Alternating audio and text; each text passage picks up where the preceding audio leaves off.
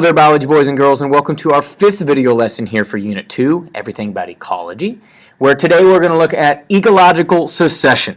Alright, there's three major topics we're going to examine in today's video very briefly. Should be a quick and painless video here. First one is we're going to talk about the definition of succession.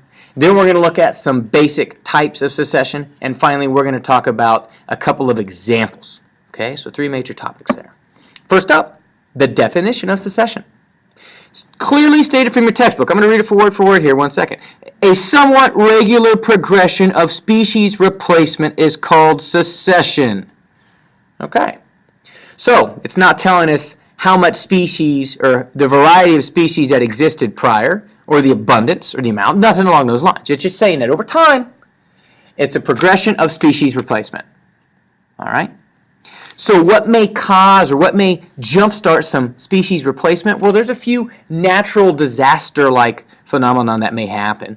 Anything along the lines of like a hurricane or a tornado that could wipe out a certain amount of life in a various habitat. That could be the groundwork or the foundation for succession to occur.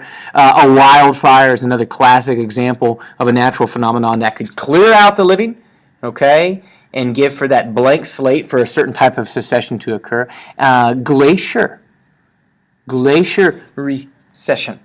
Okay, so the receding of glaciers could also leave behind tons of rock and gravel that don't contain any of the nutrients necessary to support plant or animal life.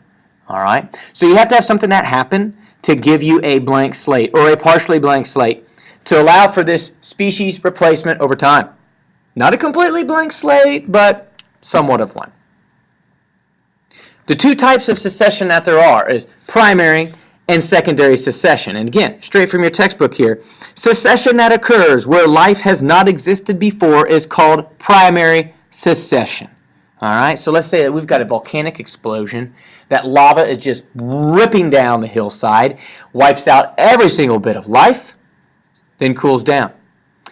I'd say that that would probably be a situation of primary succession, all right, where you would have life that is going to end up calling that volcanic hillside home or past volcanic hillside home after many years of that volcanic lava hardening and just sitting there, okay, and eventually becoming rich enough with nutrients to support animal and plant life.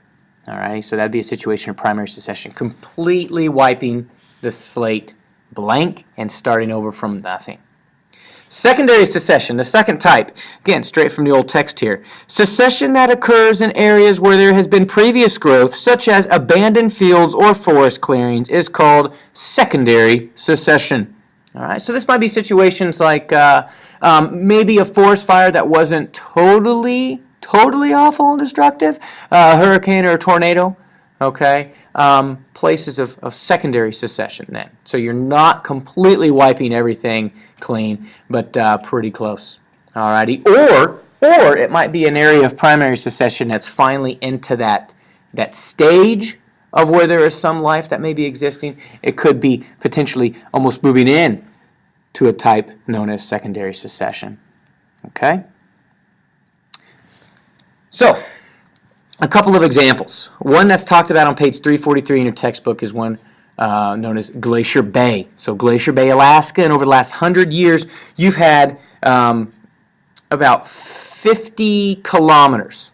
Okay, you've had about 50 kilometers of recession of glaciers over the last 100 years, 100 kilometers of glacier recession over the last 200 years. So this slow backing out of these gigantic chunks of ice. And what they initially leave behind are a bunch of rocks and gravel. Well, rocks and gravel can't sustain plant life, and you need plant life if you're going to have animal life. So early on, the seeds from neighboring forests and inhabited areas kind of spread out along this glacier recession area and begin to kind of populate. But it's the really strong, really fast-growing organisms, plant organisms, that take over first.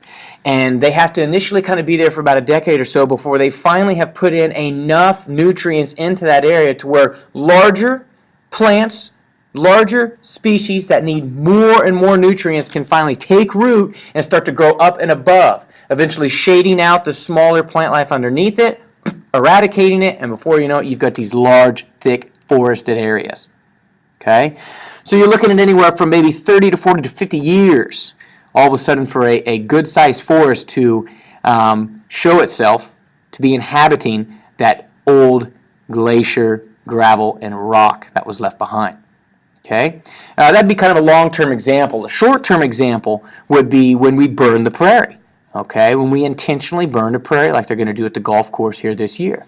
Right now it's just lush with those different types of native grasses and some of the wild forbs, but they're going to burn that down.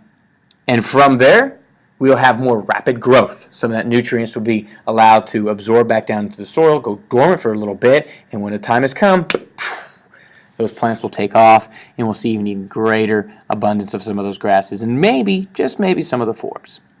So a little bit of a different example there, short-term example of succession and species replacing other species over a period of time. That does it for this video. If you got any questions, by all means, give me a shout. See you guys later.